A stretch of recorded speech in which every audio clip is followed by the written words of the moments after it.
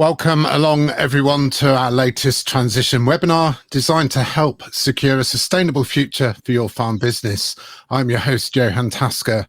And when we talk about a sustainable future here at Farmers Weekly, we mean a future that is sustainable financially, not just environmentally. And that means, as we always say, profitable farming. And at a time when farming comes under pressure, renewable energy such as wind, solar, anaerobic digestion, battery storage, and many more options can offer savings and a valuable revenue stream too. Renewables can also displace fossil fuel use, reduce emissions both on and off the farm, and help meet climate change goals. But where to begin? Well, we've assembled a panel of experts who are going to explore the opportunities around renewable energy technologies suitable for on-farm use, and I'm going to introduce them now. Jonathan Scurlock is the NFU's Chief Advisor on Renewable Energy, leading on analysis and advice to the NFU's management, office holders and members. Isaac Murdy is a solicitor for Shakespeare Martineau with a strong track record of advising clients on renewable energy projects.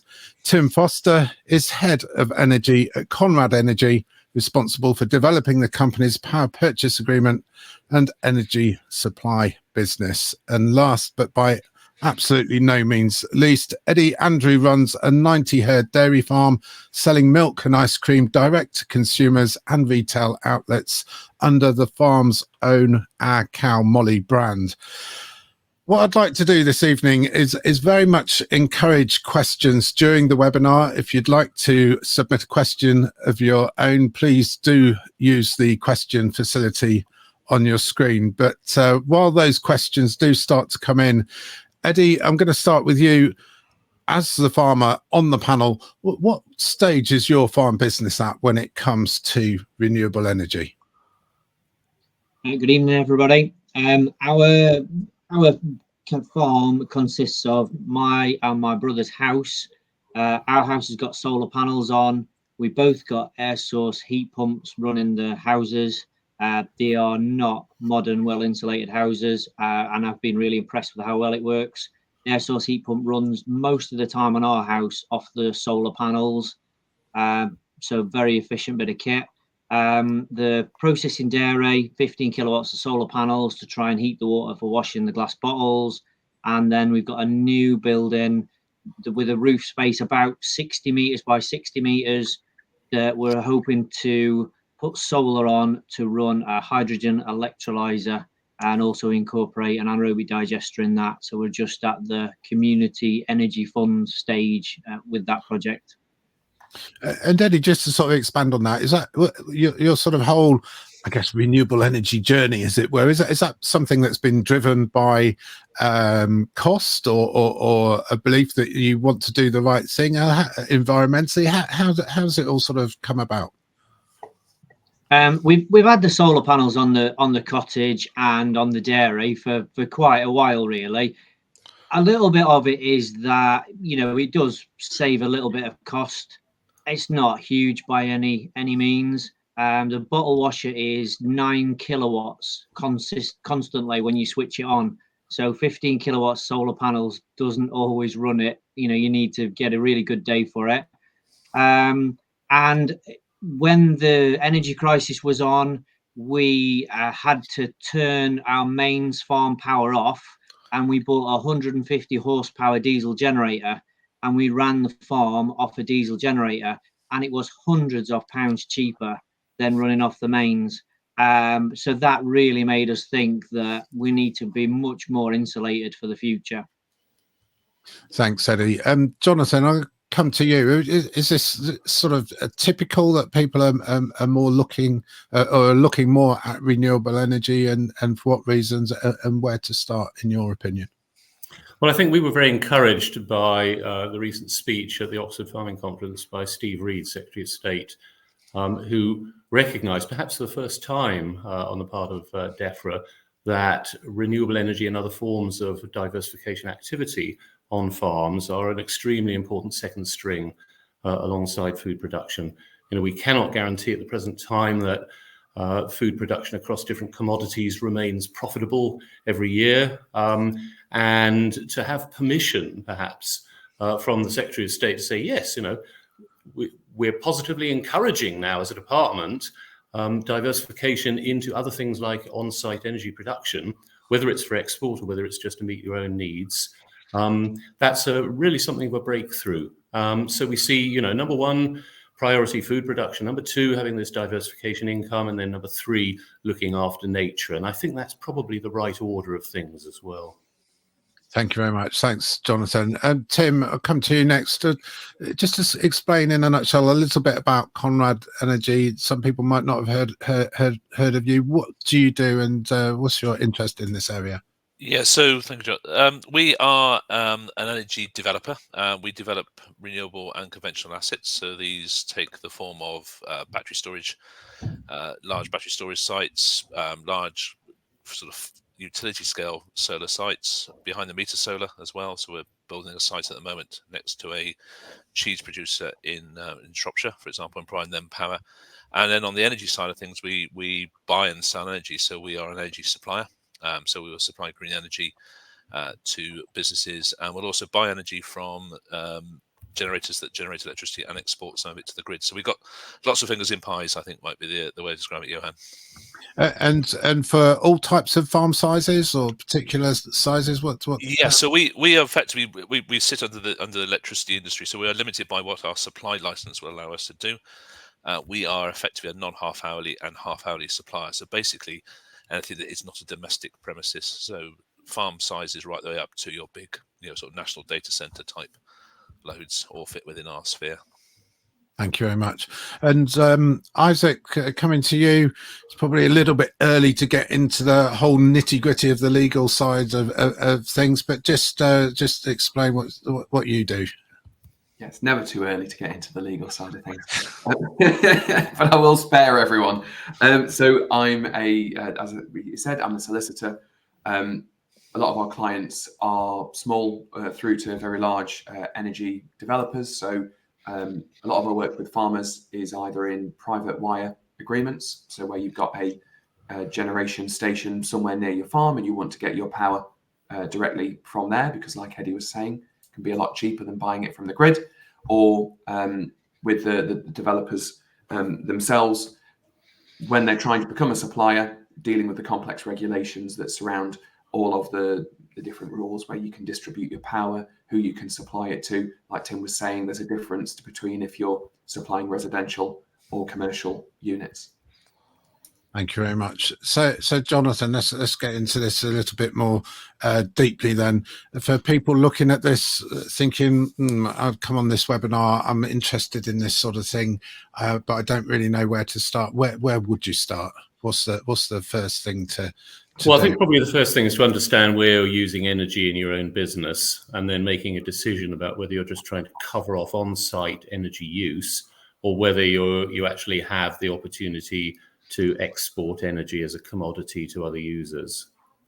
And it may well be that you spend a certain amount of time just looking at energy management on the farm, understanding measurement. Do you just have one great big electricity meter that runs the whole farm, or are you actually sub-metering and measuring independently what different parts of the farm business are doing? Have you optimized them? After that, because some of these energy efficiency measures have probably got the fastest payback of all in terms of return on your investment, you might be looking at 1 to 2 years. Beyond that, then rooftop solar is probably in the next place to stop, but you're probably then looking at rooftop solar plus a battery. Frankly, we're increasingly moving to this idea now that given many farmers already have gone down the rooftop solar route, it's probably the most popular technology, maybe up to about 30% of our members have got some kind of system of some size, but they're lacking electricity generation on site during winter months. And so that does take us into, is there an opportunity to add small to medium wind turbine to that, so that you then have year-round on-site electricity generation? You can moderate that through on-site battery storage. And then clearly, the direction of travel is increased electrification of a lot of farm processes. whether it's vehicle charging or running on-farm processing. Thank you. Eddie, where are you going with this? I mean, there's a number of options there outlined by Jonathan and yourself. You've got a mix of technologies. What's sort of next for you? Where do you see things going? Okay, so we've got 3 L200 pickup trucks. We deliver the milk in. At the moment, as far as I can tell, I can't buy an electric 4-wheel drive pickup truck that would be suitable for delivering doorstep delivery. So we're kind of stuck on that just because the kit's not available. The other vehicles we use are 7-ton Iveco vans. I can buy a biomethane Iveco van and run that off of gas. So that's an option because the heavy goods on the electric versions, although we don't do many mileage, aren't hugely available. And the other challenge is, you're sub £10,000 for a second-hand diesel van that'll do the job. You're nowhere near that for an electric van that's a kind of 7-ton, and so the price difference is really difficult to justify. But the ultimate aim in about the next 5 years, we want to be farming without fossil fuels is the way we're heading. So the large project on the barn, that is a community energy project. So we're looking for people in Sheffield, milk customers, businesses to kind of be part of that project.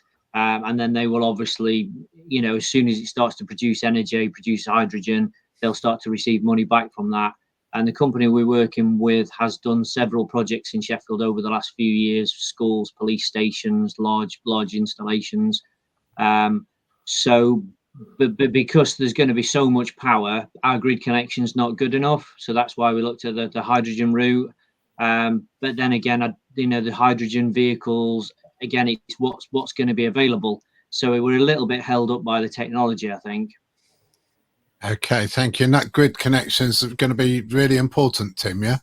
Yeah, I think that's, once you've got a viable project, you start looking through it. It works the same on actually, if you're increasing your energy demand on site through electrification without looking at exporting grid. The grid connections is the biggest issue at the moment, and trying to transition from a system that was built in the 50s and 60s and the top-down large generation model to something where there is energy coming in and going out everywhere. And that increased electrification is really creating, the issue, the ongoing issue, enduring issue in the energy market, and for the development of renewable schemes, and increase energy supply into farms or even in industrial and city centres. Okay, good. There are some questions coming in. They are a mix of topics and about a mix of technologies. I'm going to try and take some about solar to begin with. A question here from Philip Brown: if I install solar on my barns, how much could I get for selling electricity from a 200 kilowatt solar array, and how would I go about getting a contract for the electricity? I appreciate that some of these questions are going to be very, very farm specific and specific to people's own individual circumstances. So we might not be able to answer them all in the detail that the questioner would like us to, but we'll certainly do our best to give us sort of a general overview. And rather than picking on anybody, I'm going to ask if anybody feels I'll have a bat at this one, because I think it's actually one you're going to get very specific on a lot of detail. So 200 kilowatt scheme generates 200 megawatt hours of power a year. That's it. So 200,000 kilowatt hours a year, a solar scheme. So that's how much energy is being generated. The best thing you can do is use as much of that energy on site. So before you even start thinking about export contracts, energy coming in, your value of electricity you're offsetting by generating and consuming yourself, you're offsetting 20 pence a kilowatt hour. So that's what it's worth to you to use it yourself before you even start. Possibly even more than 20 pence if you have a legacy energy contract which still has some of the energy crisis baked into it. If you're then exporting that power to the grid, you're looking at just really accessing the commodity content of it, which is about half that. So about 10 pence of your 20 pence is the actual commodity value of electricity. And and you can get that depending on which route you go. You can sell it to neighbours, sell it over the fence. That's a good opportunity to look at. Sell it to the grid if you can get grid connection. But you're looking at, so 20 pence for your electricity you're using on yourself, 10p for export. That's a really good rule of thumb. You might be able to get a bit more if prices are a little bit more volatile, or people are paying a little bit more for the green value of electricity. We see a lot of interest in sort of local production, local tariffs, and some potential value uplift there. But that should give you a rough rule of thumb. So 200,000 kilowatt hours, and you're either getting 20 pence if you use it yourself, or 10p if you're putting it out into the grid. And Jonathan's been sort of nodding sagely while you've been answering that. So that's about right. I broadly agree with those numbers. I mean, you're looking at, I don't know, you ought to be able to get a good 10% return on your investment. If you're lucky, you might be able to push it significantly higher towards 20% return on investment. And the second part of this question, how would I go about getting a contract for the electricity, Jonathan? Well, it's almost one for Tim, I think. One way is to look at, a supplier who can set you up with a power purchase agreement. So part of the package is essentially linked to an agreement to buy the electricity, the surplus electricity that you generate. Beyond that, we can offer our own consultancy service, NFU Energy, who are certainly very willing to help farmers and growers explore the market opportunities. As Tim was saying, perhaps the easiest thing is to talk to some of your neighbours, or indeed, as Eddie was hinting, talk to a local community group, see if you can get a better deal that way rather than just going out to the open market. Thanks. Tim, and then Eddie. Yeah, I agree totally with Jonathan. I think if you want to deal direct, there's lots. Any energy supplier will offer you a power purchase agreement, or should offer you a power purchase agreement. Not everybody does, and some will restrict it by the size, etc. But it is a product that should be offered. There's the land agent, your energy brokers, your energy consultants side route if you want to go that way. We have farmers on with a WhatsApp group, the Cumbrian-based farmers have a WhatsApp group who exchange information about power purchase agreements. So probably somebody within your own network will deal with some energy supplier, PPA provider who is good, who can sort things out. And I think the key thing is and no matter which route you go, it's not dealing with the easy things which actually adds the value. It's those suppliers, those consultants that actually cope with the more difficult things. It is quite difficult getting a site up and running. Getting a site exporting and getting data out of a meter is actually more difficult than it actually should be or appears. So anybody who can work with that and get that sorted, so you're actually reading actual data through, not zero export, which unfortunately most schemes when they start, that's what they read, really does add value. So shop around a bit, take some advice, speak to Jonathan or speak to me. We'll see what we can do. Okay, I'm going to come to Isaac in a moment, but Eddie, your experience with your local community has worked well, yes, for you? We haven't got as far as asking the local community if they want to kind of be involved in this project at the moment. We are up to them trying to work out how much electricity the farm needs and when it uses it, which is incredibly complicated because we've got one feed in and a meter for the dairy, another meter for the farm. And because we run like a 24-hour business, process the milk through the night, they're trying to work out the peaks and drops, because any electricity that we can't use will then be available to the project. So the awful lot of number crunching there currently is where we're up to. Okay, thanks, Eddie. And Isaac, legal sort of considerations for you? So I think Eddie touched on one of the biggest issues that you might have, is that it's an intermittent source of generation. So if you're wanting to sell over the fence, you either have the option for your neighbour to just buy whatever you've got whenever it's available, and if it's there, great, and if not, no worries. Or you need to make a commitment and say, well, I'm going to make sure that you've at least got this much percentage of whatever I'm generating. And it's difficult to be able to put a hard and fast number on that, and it might result in you having to reduce your own activity because you've made a commitment in one of these PPAs. The other thing, when we're talking about PPAs, because some of you might be listening and thinking, I'd love to put solar panels on the roof of my barn, but I don't have a spare 15,000, 20,000, £100,000, depending on how big an installation it is. And there are some energy suppliers that are offering deals where they use your roof and then they will sell you power at an agreed rate and then either export the power themselves or let you export the power to the grid afterwards. And that those deals are normally funded by one of these power purchase agreements. I don't know if Tim, that's something you want to touch on. Yeah, I'm gonna say we offer those sort of agreements as a funder. So if you want to use the capital or the capex somewhere else on the farm, or if you're looking at a bigger scheme, there are, as I said, organisations such as Conrad who will come along and completely take the scheme from concept right the way through to operation and provide you that power either under a power purchase agreement, or if it's sort of a hybrid, maybe with a lease payment as well for space and such like. So there are lots of combinations. I think it still goes back to the original point. I think it's a point that Eddie touched on, is trying to understand the energy use on the farm and where it's being consumed and whether or not it's being consumed effectively before you even start is the real key to this. And then you start looking at options down the road, depending on how big you want to go and how much of your roof space you want to use. Just from experience, the old asbestos farm roofs are not the most ideal thing. So there will be lots of problems along the way you come across. So just typically you end up with a plan to build something big, and the reality is either grid connections or just as I said, the infrastructure you have, the roof space, the roof type may curtail the aspirations down a bit.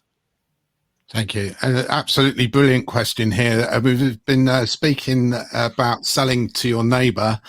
Josh Holmes says, how would this work in practice? Sling a cable over the fence.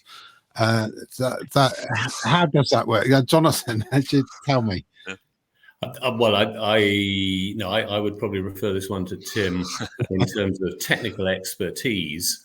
The one point I was going to make on this topic, though, is that there is another option for people. If you're not intending to export a lot of electricity, if you think you are likely to use most of your power generated on site, then you can just take a very simple export payment through the government-backed Smart Export Guarantee Scheme.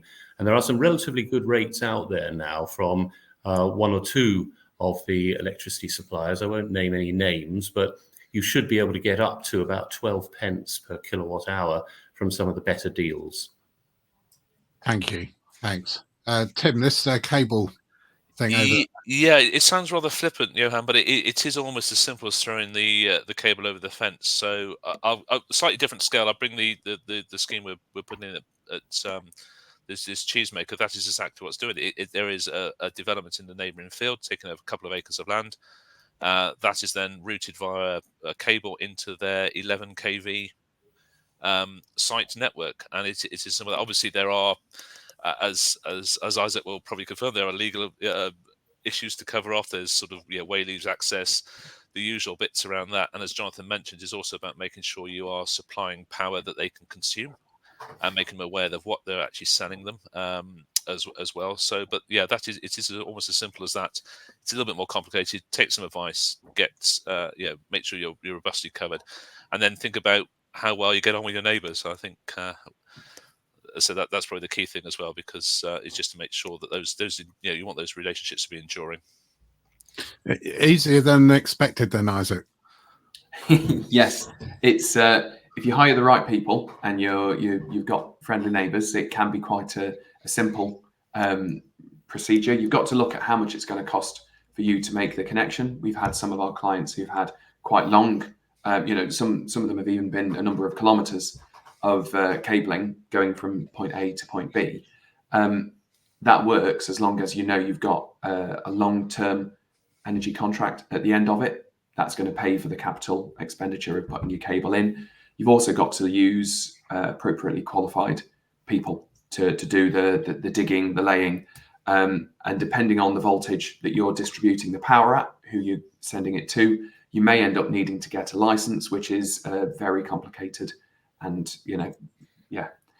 not the sort of thing that you want to get into, but we would be very happy to advise you if you wanted to become a licensed energy distributor.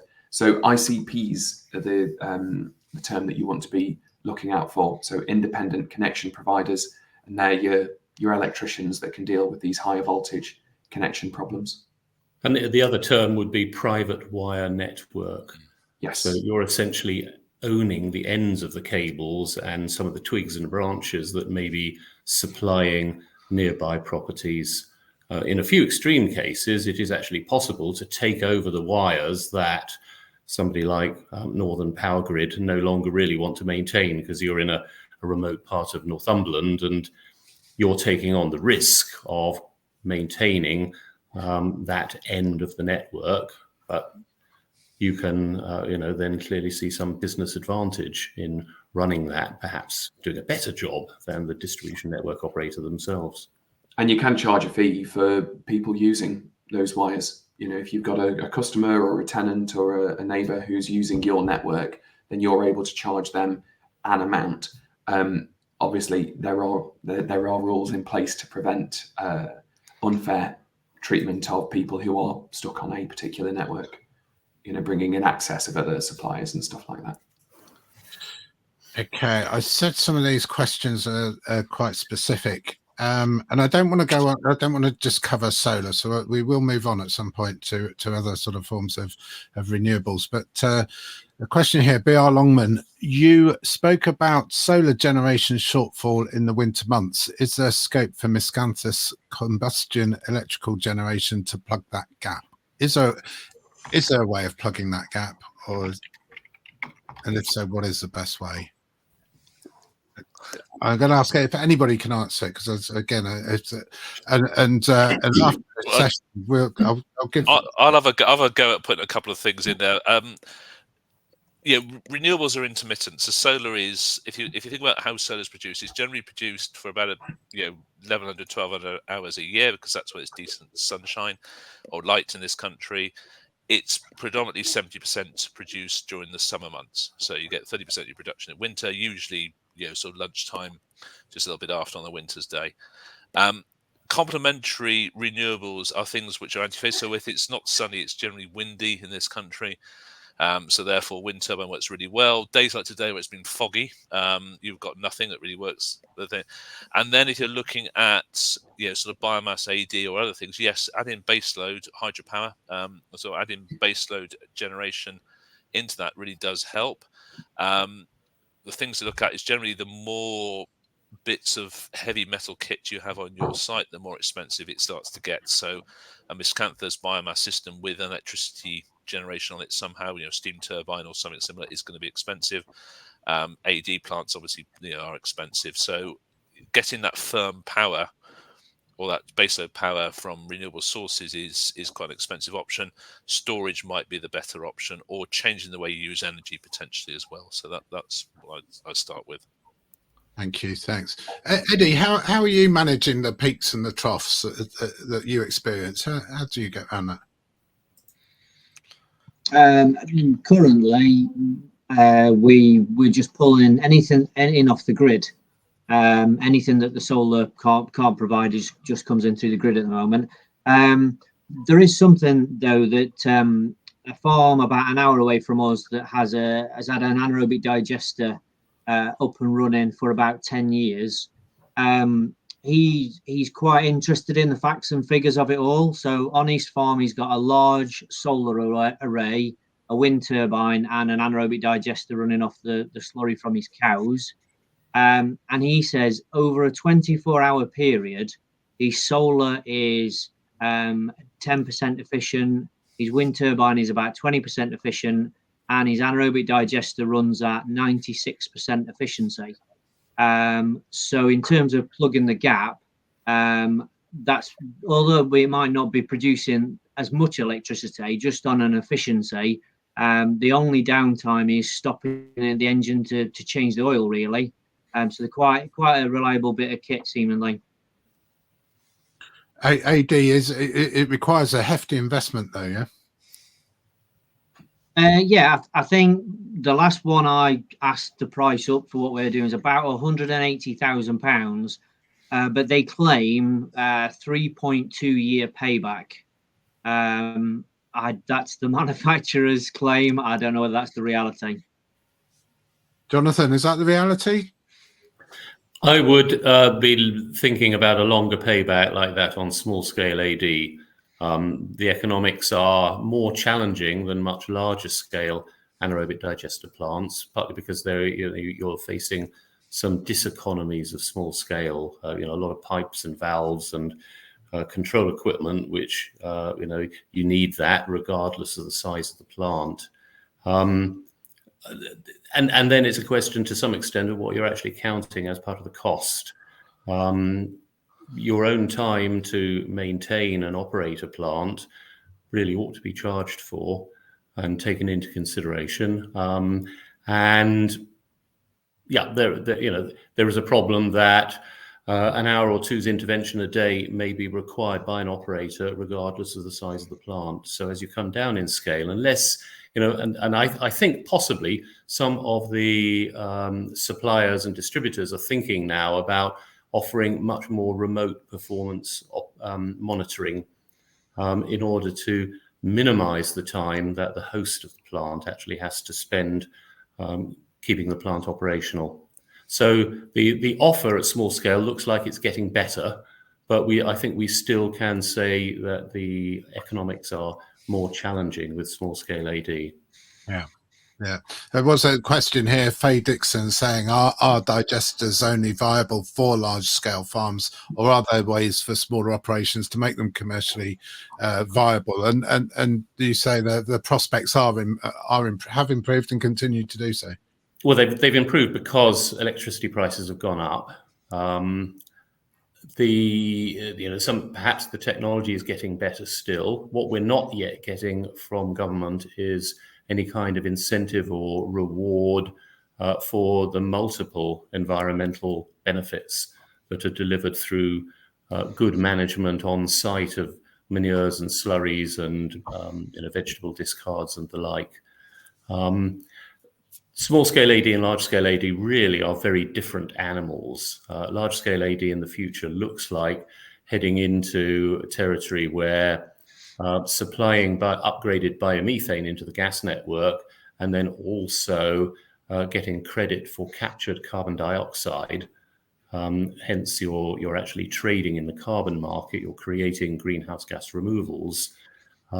Those plants may indeed become quite an important part of UK energy infrastructure at a national level in the future. At the small scale, we're really talking about what job can be done to better manage on-site residues, whether they are, as I was saying, vegetable discards from on-site pack house activities, outgrade potatoes and things like that, together with poultry manures, dairy manures and the like. Question here from David Butler, sticking with AD. We operate a 5.5 megawatt AD plant on our dairy farm. Why do we have to pay rates on this? £170,000 per year. It shouldn't be allowed. Isaac. I'm not to blame for those rates, but just to explain it to people.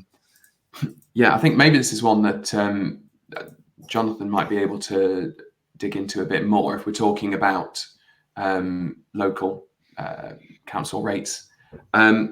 One of the things I maybe also wanted to get Jonathan's opinion on is when it comes to the residues that come out of the AD plant and what they can be used for. So in terms of obviously the biomethane is one of the things that an AD plant produces, but you also get the digestate that comes out the other end. Last time I checked, you weren't able to use that as bedding for cows because of concerns about contamination if the ingoing digestate was slurry. I don't know if that's still no, I think it is. It was a piece of legacy European legislation. But yeah, it's one of the things to look at when you've got an AD plant. How can you use all of the things that it produces, being the biomethane and I would agree that adding value to digestate is quite important. The problem is that digestate, as it comes out as a sort of thin porridge, has pretty low value. Yes, it's got nutrient value, but there's a cost to getting those nutrients onto land. The most obvious thing is to just put it through a screw press and turn it into a solid and liquid fraction, which makes it a bit easier to handle. There are other forms of upgrading that can be done. And indeed, if you can perhaps, I think you'd have to pasteurize it or something of the sort, probably, in order to be able to use the solid material for bedding. So, it's added on cost, I'm afraid. And once again, many people trying to do this at small scale will not have the wherewithal for all of that additional capital investment to try and screw more value out of it. As you go up in scale, clearly then, yes, you've got a big handling problem with large volumes of digestate, and so you're likely to invest in trying to upgrade it, or at the very least make it easier to handle and transport, all the way up to, and it's very interesting, new technologies coming along now where we may be able to see granulated biofertilizer products made which are competitive on the market with traditional manufactured fertilizers. They will have something like equivalent nutrient content, and they will be just as easy to handle in conventional spreading equipment, because it's mostly that spreading cost for relatively wet, bulky materials which makes them more expensive when you return them to land. Thank you. Do you see more government incentives coming along the line, Jonathan, to sort of match, I guess, the Secretary of State's aspirations as voiced at the Oxford Farming Conference? Or do you see the government is cash strapped, so it says, and is it going to be up to the market and for farmers to find their own way with this? Well, the answer to a lot of things at the present time is wait until the comprehensive spending review, which is still a number of months away, and that's not awfully encouraging. We do think there's a lot the government can be doing in the meantime, though, in the way of enabling measures. So these do not necessarily have to cost. It's things like reforming the grid connection process. I was very encouraged, actually, to just read today one of the activities of the government's solar task force, to which I've been contributing along with many other people across the solar sector and installers and distribution network operator people and the rest. One annoying piece of process where grid connections over 1 megawatt had to be referred up to the transmission operator. So people like UK Power Networks in the southeast would have to write a letter to National Grid saying, please, can we have this connection? Can you check it and run it through your models and make sure it's not going to impact upon your system? And that whole turnaround process could take up to 6 months. And at a stroke, they've now said, no, it's much more sensible. Let's move that 1 megawatt threshold to 5 megawatts. And that at a stroke, I think, is going to take a lot of smaller projects out of this really rather unnecessary process delay. So there are many other reforms of that sort, I think, which can, government can lean on the electricity network operators to reform. We hear a great deal about this in the press already at large scale and small scale. We've got to be able to connect up all this wonderful new technology and electrify the UK and reach the now stated goal of a more or less totally decarbonised electricity system by the end of this decade. And I wonder if I might just jump in there, declaring a slight interest, because the system operator is one of our clients.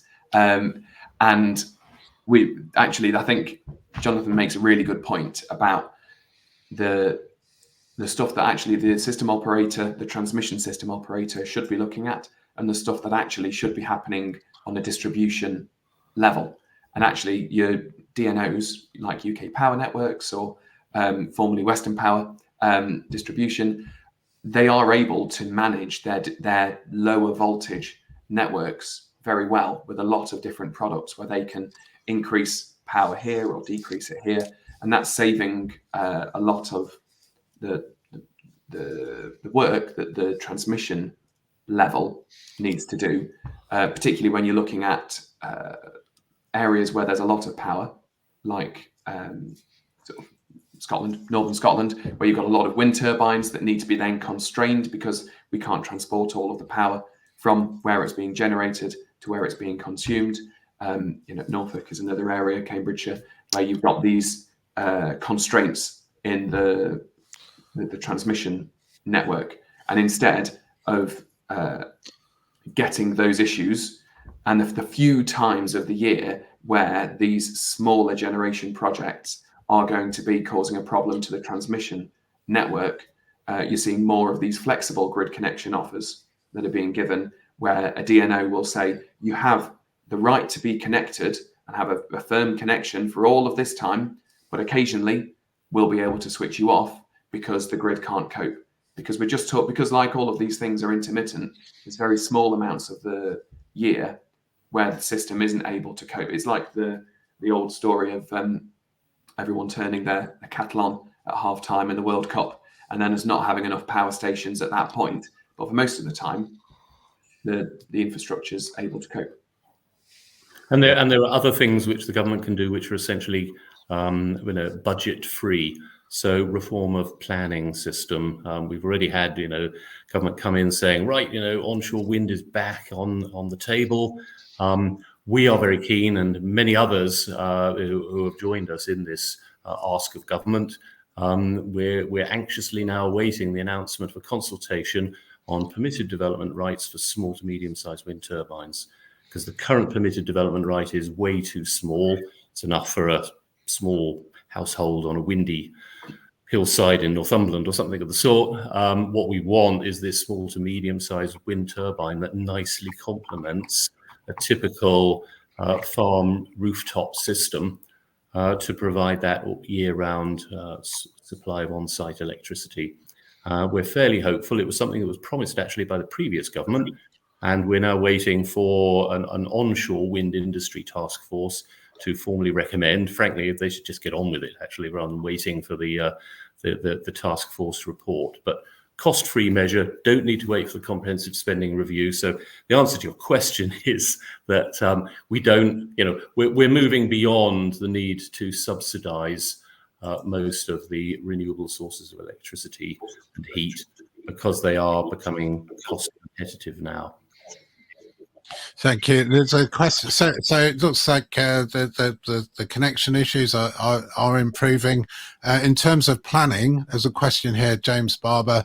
Is moving on to a different form of renewable? Well, you've already mentioned it, Jonathan. But is a farm scale wind turbine 100 kilowatts commercially viable and available? And what are the planning restrictions around it? Again, a little bit of a more specific question, but could you answer that? Tim or Isaac, do you want to have a go at this? I don't want to hog the limelight, but I could say that 100 kilowatts is probably unlikely to be considered permitted development. That's a fairly substantial medium-sized turbine. What is perhaps acceptable is something limited to about 30 meters tall, might be about 40, 50 kilowatts. That seems to be a sensible threshold in terms of annual expected power output. So being able to demonstrate the need for using that amount of power on site in a farm or a small to medium-sized enterprise in a rural area. Sorry, what was the other part of the question about the planning difficulties? Yeah, planning restrictions. What are the planning restrictions at present?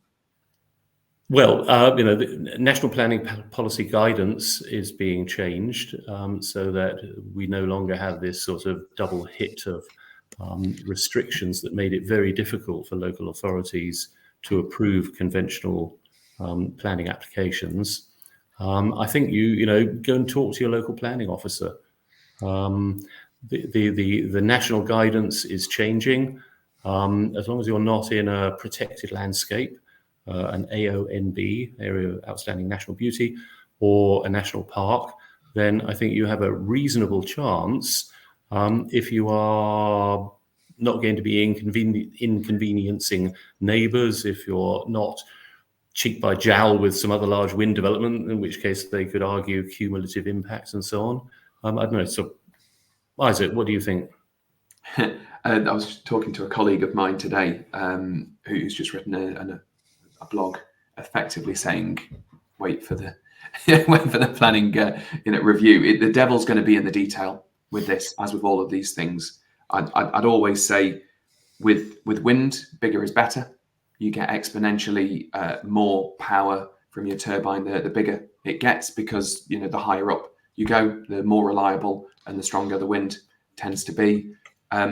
You've got to think about where you're putting the turbine. There's a reason that there's a lot of turbines in the lowlands of Scotland on the borders. They're pretty big hills, and they've got pretty reliable wind flow. So I think it's really site by site basis. You've got to look at it, and I'd say if you're considering a wind turbine, and I think that is, like Jonathan says, the direction that the planning policy framework is going to be going, start looking at your energy usage on your farm now. Start looking at how you're going to get your funding and your financing together, and keep your fingers crossed that Steve Reed puts some presence into the planning review. Thanks. Eddie, any planning issues with your various projects? We, as part of the barn, we applied to put an AD plan in there, and that got passed along with the planning permission for the building, so that was no issue. The wind turbine, they came with a map the other day that shows all the properties anywhere near the farm, and you've got to be a certain distance away from every single property, which pretty much made a single gateway on the farm the only place it could go. So we're going to have to put a new gateway in by the looks of it. But of the entire map of the farm, there was just one single spot that it could fit. But they're actually looking at a second-hand wind turbine, because you get far more value for money. I mean, we bought a lot of second-hand kit, and you generally put new motors on and stuff like that. I'm not quite sure turbines are quite as basic as that, but maybe they are. The other restriction that I didn't expect was how windy are the roads getting to the farm, being how big a turbine you can go for. So that was a new one on me. Thank you. Tim, how about you? Any hints and tips when it comes to planning? And yeah, I would say we're quite keen to test out the new planning and see what it means. I mean, Jonathan was spot on. Once you go above permitted development, and it feeds into Isaac's point as well, when you go above permitted development, you go for as big as you can, because your one-off costs are going to be the same. So what you find is, your 100 kilowatts wind turbine will probably give you 220,000 kilowatt hours on a low wind speed site, and probably 300,000 just over on a high wind speed site. That's a little bit more than farm use, you could argue, unless you've got a big farm with a lot of electrical load on it, on the back of it, or sort of associated supply onwards. I think everybody is waiting, particularly on the wind, to see what the announcements just post-election actually mean in reality, and the planning reviews, once they work through what that actually means. And I agree. I mean, Eddie, your point about it, we have spent a lot of time walking around villages with maps pointing to, and this is just for solar, to what's visible and what's not.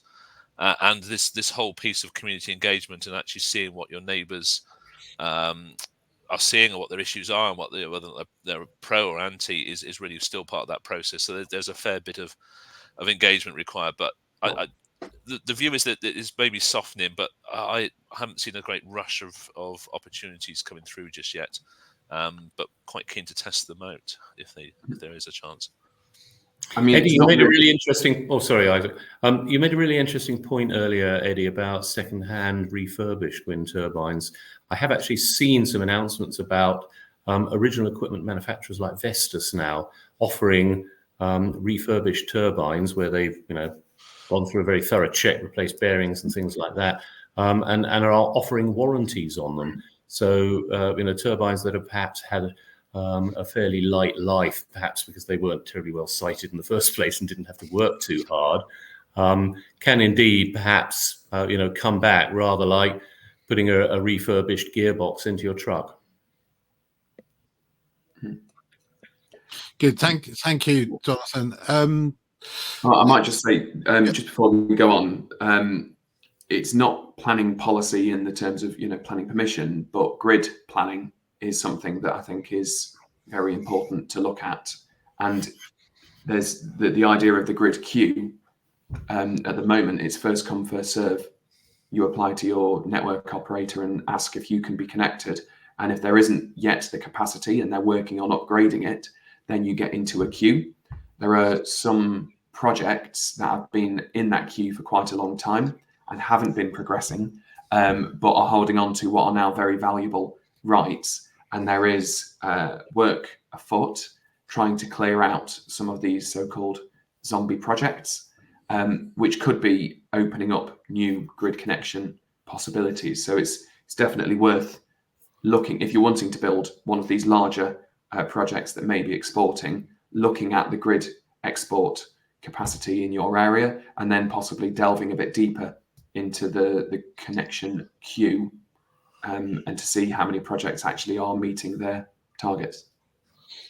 And just sticking with you, Isaac, a question here from Mike Porter, or it's more of a point than a question, but he says, Mike says, no mention has been given to charges to connect up the system with solar. Just had an invoice of £1,050 plus VAT for an additional 25 kilowatts. Something to be aware of. Yeah, definitely. I think Tim's probably got some good stories about the unexpected costs of connecting to the grid and possibly tackling other zombie projects that may be ahead of him on some connections. Yeah, the contingency budget gets used up quite quickly with grid connections. I must admit that it is, they are expensive and getting more costly going forward. And also the other thing just to bear in mind is the on costs as well. I mean, you're paying considerable standing charges. If you see a new import connection, you would have, or even your supply contracts, you would have seen your standing charges go up considerably recently, and that's part of the whole charging regime. It's not going to get any cheaper, and I think that's the other issue as well. So there's a lot of costs associated with projects. We're seeing solar panel prices coming down. There are really good refurbed wind turbines around now. A lot of repowering of older assets are freeing up these old vintage turbines, but they still work really well. But it's still the on cost. It's the cost of the infrastructure. It's the transformers. It's the grid connection. It does make them sound a bit more premium. Vintage word. Vintage, there you go. It's the connection all on the price. Yeah, and I think that's a really good point that Tim makes, though, about the cost of the grid is increasing, and it will continue to increase. The more distributed our generation infrastructure is, the more money we're going to have to spend on pylons. And there's traditionally the reason why people like Eddie have been able to power their farm for a lot less by buying diesel and having a generator than buying it off the grid is because maybe 2/3 of the cost of your power comes from, one, green taxes, and two, charges to operate and maintain the grid. As the grid gets more expensive, those grid charges are almost certainly going to increase. There's also the possibility that the government might start to try and levy costs or taxes on the intermittent generators that people are installing on site. So I've read some suggestions that the government may say, if you're not actually operating as an island, you're still relying on the grid to be your backup in times of no wind and no sun, they may start to apply some charges there. And it's a real policy decision that is really hard to predict. But I don't know if Tim or Jonathan or Eddie have got any ideas on what they think might happen there. Any ideas? Three of you? Well, the plan from our point of view was the 1.5 megawatt electrolyzer, and then to try and get about 3 megawatt between solar and wind. So the worst case scenario, we should still be able to run the electrolyzer and the farm, and always export is kind of the hope. But it's with the AD and everything all kind of to get added together, we're kind of, the balance is going to be tricky, I think. Yeah, and I think just on the cost there, I think that there is the arguments that needs to be played out between the sort of socialization of costs across the whole industry versus those who cause it pay it.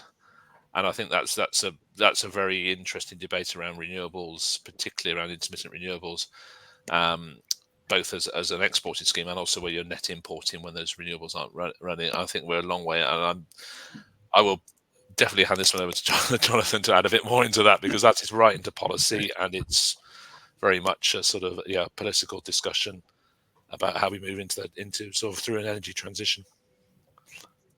Do you want to do that, Jonathan, or shall we move on? Well, I mean, we've recently been briefing internally, so NFU members may have seen some of this or been able to talk to their county advisors about our, how we're seeing the recommendations from the new National Energy System Operator. They've got two things underway. One is looking at how we get a clean power system by 2030. Then they've got a separate plan, which is really looking beyond 2030 towards wider decarbonisation of the whole economy. Within that, it's good to see that they do recognise the value of small-scale embedded generation. But I think they can see the need to progress at a wide range of scales. We've seen some of these big numbers, about doubling onshore wind capacity, trebling solar capacity, and perhaps even quadrupling the amount of offshore wind. And we can't neglect offshore wind, even though the assets are out at sea. The cables have to come across farmland quite often in order to connect into the terrestrial network. And so we do need to have a fairly well-established policy position on how the impact on farmland and farming must be taken very seriously. These are real, commercial impacts on farming operations. So there needs to be a transparent and suitably rewarding process of compensation where these cable connections are really inevitable. But we also, strongly recommend that we see more connections made out at sea. The idea that you have something a little bit like sort of the ring main in your house running around the coast in order to connect up some of what the industry calls offshore assets. What they mean is, wind farms and the like out at sea, which can be connected into the international cables, perhaps, say, with the UK at one end of the cable and Germany at the other end of the cable, so they can sell power to either country. But we're avoiding actually having to build extra cables for each individual additional offshore wind farm, because many of them are actually just connecting to the main cable, the main artery, if you like, that's running the length of the North Sea. And sticking with, thank you, Jonathan, sticking with policy, a question here from Louis Warburton Lee, who says the Westminster Labour government has come out very strongly in favour of renewable energy, particularly onshore wind, but this is a devolved matter. Can you confirm if Wales will now permit onshore wind? I don't know whether anybody can answer that or whether Louis should get onto Google. I think that you never know until the decisions are made, but it's a Labour government or Labour-led government in Wales and a Labour-led government in Westminster, and I think it'd be surprising if they were to deviate on policy. Planning policy in Wales tends to follow what's happening in England. Scotland tends to plough its own furrow a little bit more. But I think we're fairly comfortable with the direction of travel. All the devolved administrations see the need to drive renewables. They see the benefits that are coming from renewables in terms of predictable pricing and adding a greater degree of energy security on top of just the overall decarbonisation, because these are technologies that don't add carbon dioxide to the atmosphere. I would say for anyone who has been so inspired by this webinar that they'd like to download it, the National Energy System Operator does have an app, and you can see on there the proportion of energy generated by different sources, and Wales is generally the least renewably powered part of the UK. And so I think it would be surprising if the Welsh government, particularly with all of the heavy industry that they have in Wales, if they weren't trying to support more renewable generation. Okay, thank you. Quite a number of questions from Mark Means, farm manager.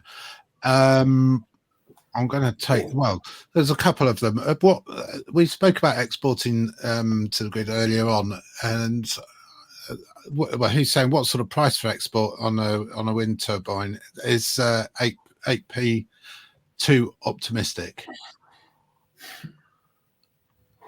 No. No. I think that's probably the bottom end of the range at the moment. Right.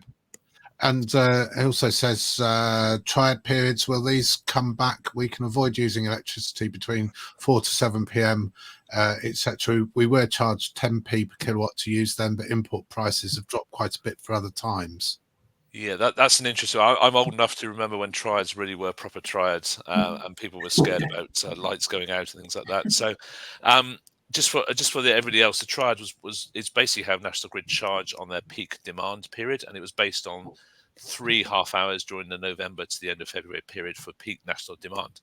And this is one of the old days when we used to have a lot of industry that used to operate, and it'd be classic lighting up, going home for tea type demand. We're in a completely different world now. If you look at summer and winter, or even summer energy use, prices through the night during the summer now are higher than generally are during the day, and we are gradually losing that nighttime peak. Yeah, this is the sort of classic time of day. It's still there on cold days, but I think that whole way that we're going to charge for energy use through the system, it needs to move away from the sort of classic sort of peak off peak economy 7 type world that we're in 15, 20 years ago. It is energy now has a price that is, UK particularly, is driven on the spot price, particularly driven by the amount of wind that's actually on the bars. That's what sets the price at the moment, unless it's really cold. Yeah, and I think it does hide. I mean, triads were introduced to cope with quite a predictable peak and trough system. We now have a very unpredictable peak and trough system. Well, maybe it's in the short term, it is quite predictable because we know it's not windy and there is no power. But the system operator has introduced some programs, which some of you may have come across, called Demand Flexibility Service, which is a way where domestic users or some industrial users are able to reduce their demand at times of system stress, and that's a live issue as to how much the system operator should pay people to not use power at peak times to try and level off power usage. But there is, at the moment at least, there is reasonable savings to be made if you have a battery and you cannot buy power at times of the day when it is cheaper, and then rely on your battery during currently the peak charging times. And there are some suppliers who can provide you with a PPA that shapes your costing to your expected demand, and so you're able to take advantage of the volatile nature of energy pricing during the day. Some of those are, if you're a big user, and some of them are if you are a domestic user who has a sufficiently smart meter. Thank you. Thanks, Isaac. And sticking with batteries, question from Nick Maris. We have a 50 kilowatt solar panel system set up under the FIT rules, feed-in tariff rules. Apart from running a 20 kilowatt grain dryer, we are exporting quite a lot, maybe 50%. What are your thoughts on battery storage systems? Tim? Thoughts are usually around size and duration. So the energy you store, you can only fill a battery up a certain amount and then release it. So again, I think there's a sort of reoccurring theme here is understand your on-site energy use. If it makes sense to store it up and use it so you can use it other times, that is it, and the battery should be sized accordingly. If you've got a very peaky demand or something where there's not a decent amount of opportunity to arbitrage to move that energy from one place to the other, then batteries are not a sensible option at the moment. That said, the energy market is continuously evolving and changing, so keep it on the agenda. But you need to find a system that works for your installation and your energy use, and not just your generation, but what else you've got on site that's consuming power. depending on what your feed-in tariff rate is, that Yeah, could as be well. a lot higher than. We've got about 10 minutes left. I'm going to sort of probably just try and rattle through some of these questions. We've talked already about roof types. For somebody, well, Verity Nicholson here says, if you were building a new shed, what roof type would you recommend for solar panels, cement fibre or box profile sheeting? Anyone on that one? Depends how many panels. If it can hold them, then. Yeah, I would say it's not necessarily the roof. The roofing material is what's under the roof that's holding the roof up is a thing to consider. You've got a loading of, quite heavy solar panels on that, so it's more about the roof infrastructure necessary than the roofing material. If you're putting on a rooftop solar, there will obviously be some fixtures that go into the roof as well to consider. So ideally, I don't think it matters necessarily, but I'm not a roofing expert. But I think it's more about the structural integrity of the building itself to worry about. And bear in mind that your solar installation is likely to have a lifetime now of a good 30 years.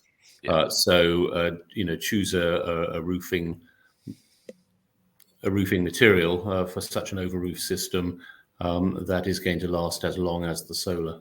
Yeah. Okay, thank you. Is it best to pursue field solar through a farm partnership or a separate company set up by the same partners but extended to other family members? That's a question from Jeffrey Rayner. Eddie, have you set your sort of various projects up? Are they sort of standalone? Are they part of the main farm business? How does it work? Is it really complicated, or what sort of arrangements have you got? The dairy, the solar panels on the dairy roof is standalone. So the dairy is its own business based on the farm. The solar panel project on the new barn,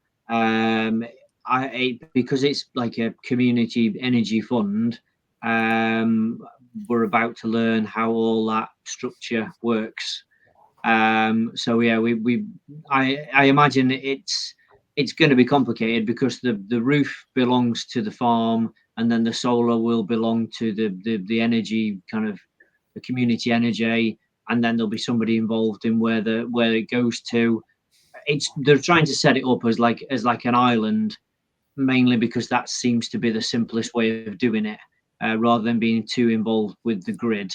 But it's quite good that the grant for the community energy, is quite generous, because there is a lot to work out within that. So in a few months, I'll understand a lot more about that than I do now. Okay, thanks, Eddie. Jonathan, any thoughts on how you should set these various things up, farm partnerships or separate companies? Advice, I guess.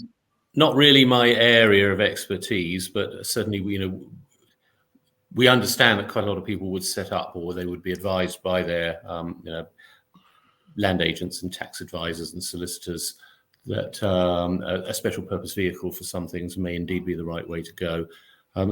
Clearly the whole issue of tax planning for farms has been thrown wide open now, and we're not going to go down that particular rabbit hole tonight.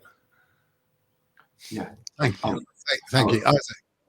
I think there's a lot of different considerations. You've got to look at each person's circumstances.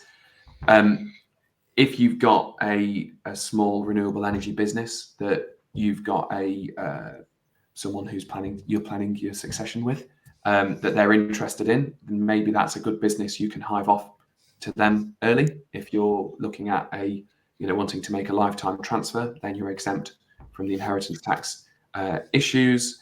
You've also got the concern that, particularly with something like an anaerobic digester, the investment value of an AD plant is often much greater than the trading income. If that's part of a farm business partnership, you can end up with what we call the Balfour review, a Balfour problem. This is where you can stop being eligible for things like business property relief. If you have structured the underlying business in the incorrect way. And this is something my agriculture colleagues started to explain to me. And I said I'd refer anyone listening to them to speak to, because it's an area where you could very easily cause yourself a massive problem if you don't take advice when you're wanting to set one of these things up. So that's one thing to bear in mind when you're determining a structure. And the other one is the normal, a bit like Jonathan was saying, if you're doing a risky project and you've got some money you can put into that, a special purpose vehicle limits your liability if things go wrong. Tim, thanks. Yeah, I was going to say that exactly the same. It's how much the farm do you want to bet on it? I think is the old adage, isn't it? So generally, sort of running it as a special purpose vehicle, or in itself, it just cuts the liability out. And I just said, I think with the inheritance tax announcements, then there's even more but valid time to invest in actually understanding what the implications will be longer term.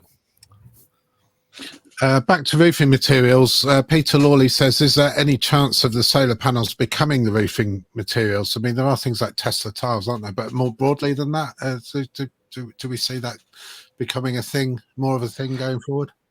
I think it's when the clients that we've had that have been looking at these have been interested in them from an aesthetic perspective more than a practicality or a cost saving issue. So it's been where there's been an objection to the look of a roofing tile or a solar panel on the top of a roof. Yeah, I would agree that the cheapest options generally are the over roof systems, which are mounted onto rails on an existing roof. At home, because I'm in a fairly pleasant Victorian house, we put an in-roof system, which involves taking off the roof tiles and having a special sort of mounting system made of plastic panels onto which the solar modules then clip, so that they're essentially integral with the roof. For agricultural applications, I have seen one or two examples of a complete roof replacement system where it was particularly suitable, I think, where people were going to have to replace an asbestos roof, for example. It is more costly, though, I believe, to have your solar modules weatherized to the level that they're going to last and function as roof shelter, rather than simply sitting on top of a more specialist structure. Thank you. I think we are. I mean, there are more questions that, in the interests of sort of keeping to time, I think we're going to call it a day there. But what we will do for anybody who has asked a question, we will sort of pass those on to the panel, and if you're able to answer them, great. That would be really, really appreciated. So I think I am going to wrap it up there and say, I mean, it's a huge subject. We could obviously probably carry on talking about it, and we could also dedicate maybe, and probably something that we will look at doing in the future, doing a webinar on each sort of form of renewable energy, be it solar, be it wind, anaerobic digestion, battery storage, whatever it might be. But I am going to draw it to a close there. This will be available as a webinar for people to be able to watch again on the Farmers Weekly Transition website. But I'm going to say for now to the panel, Jonathan Scurlock, NFU Chief Advisor on Renewable Energy, Isaac Murdy, Solicitor for Shakespeare Martineau, Tim Foster, Head of Energy at Conrad Energy, and dairy farmer Eddie Andrew from Our Cow Molly. Thank you very much for joining us this evening, and thank you to everybody who's submitted a question and everybody who's watched and contributed to the debate. We will be back. We will be back soon with another Farmers Weekly Transition webinar. But for now, I'm your host, Johan Tasker. Thank you very much for tuning in, as it were, and taking part. That's absolutely great. Thank you. Thank you. Thank you.